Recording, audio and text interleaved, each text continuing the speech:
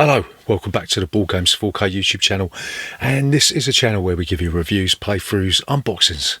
Generally like to talk a lot of bollocks about tabletop gaming in general, but today we are going to be continuing our countdown of our top 100 board games of all time. Today we're going to be looking at number 70 down to 61, so rather than listening to me talk out my arse for another 30 seconds, let's get on with this list.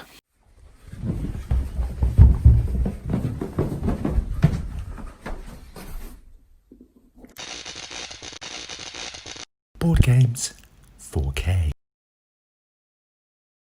So number 70 is a dice placement game that we thought was about ice cream, but it turns out that it actually isn't. It's Voyages of Marco Polo. In this game, it sees you roll your dice and then you'll be placing your dice out onto the board to take various actions. You can travel around the world through some of the old trading routes. You can put trading posts out onto the board. You can gather resources like camels. You can fulfill objectives, and these will give you a load of points. This is a very colourful game. It looks absolutely fantastic. It takes about an hour to play, and the thing that differentiates this from other dice placement, worker placement games is that everybody is dealt a character that has a really game-breaking special ability, and that really does elevate this game above its competition. So yeah, that's Marco Polo.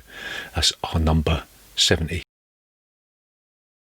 So number 69 on this list is a dexterity game called Meeple Circus. In this game you will be using meeples, funny old thing, and you'll be trying to stack these meeples on top of each other. Not only have you got like basic generic meeples like the ones out of Carcassonne, but you've got maybe tiger meeples, you've got ringmasters, strongman, you've got donkeys, elephants, and all that sort of stuff. You'll be trying to stack these meeples up on top of each other, trying to fulfill what the crowd wants you to do, but this is all done through a timer on an app or on a watch or something, or maybe smoke signals if you're still living in the Stone Age. But yeah, Meeple Circus is a fantastic game. Spawned a couple of expansions, mini expansions. So yeah, so like seeing as we like dexterity games, we'd be stupid not to put this on the list, wouldn't we? So number 68 on this list is Carcassonne. We just talked about meeples, and maybe that was sort of a Freudian thing that pushed this beyond Meeple Circus. Maybe not. Maybe I'm talking crap. Carcassonne, tile laying game. You'll be placing tiles out onto the board, trying to fit it into a place that is going to benefit you the most. And you'll be placing meeples onto these tiles to score points for roads, monasteries. You'll be putting farmers out into fields, and you'll be trying to complete cities that will give you an abundance of victory points. This is a tried and tested game. Came out in 1999. Everyone loves this game. If you don't like this game, then you are bloody stupid, and you should turn this video off right now. Number 67 is another dexterity game. Look, if any more dexterity games appear on this list, then please send a crossbow to my house. But yeah, this is coconuts, and in this game you'll have this plastic monkey, right? And you'll be putting these, yeah, I've got one here. You'll be putting these coconuts into the monkey's hands, and you'll be pinging these coconuts into these plastic cups. You'll be stacking these cups on top of each other, and the first one to stack all the cups on top of each other will win the game, right? Fantastic dexterity game. Brilliant for kids. My kids always love playing this game. It can drag on a little bit too long if you play by the rules in a box, so you've got to sort of house rule that out a little bit. But yeah, a fantastic Korean game made out of plastic. Super. Number 66 on this list is another game by Rainer Knizia. It is the Race To El Dorado. This is a sort of a race type deck building game where you'll be acquiring these cards, playing these cards to move through these different types of terrain. So you'll play a machete card to move through the jungle, and you'll be playing all cards to move through water. I've never lost a game of this. I've won every single game that we've played of this. I've probably played this about 7,000 times, and that's probably why it's on the list, because if I had actually lost at least one game, I probably would have burnt it by now. That's the Race To El Dorado, number 66. Number 65 on this list is a hidden role deduction type game. It is the Resistance. This is one of the first sort of games that brought the hidden role genre to most people's attentions. In this game you will be splitting yourself off into two sides. You'll have the Resistance and then you'll have the Spies, and everyone will be dealt a card that puts you in one of those teams, right? You'll be going on these missions, choosing who's going to come on the mission with you, and then you'll try and decide amongst you who's the spy and who ain't. Very simple concept, really well executed. Best played with more players, like 6-7 players here. This game always brings out a shouty type thing. You'll always be telling each other that you're the spy and no, you ain't the spy. It's never once ended up in a punch-up. So yeah, the Resistance, one of the best and a classic hidden traitor game. Number 64 on this list is a roll and move game that tries to simulate the perils of Formula 1. It's Formula D, or Formula Day if you are French. So what you'll be doing, everyone will have a dashboard with a load of gears on it, and each gear represents a different type of die. So if you're in gear 1, you'll roll with the little pyramid die that is created for kids to put on the carpet so that I'll stand on it all the time. And then as you move up the gears, you will be rolling dice that will move you further along the track.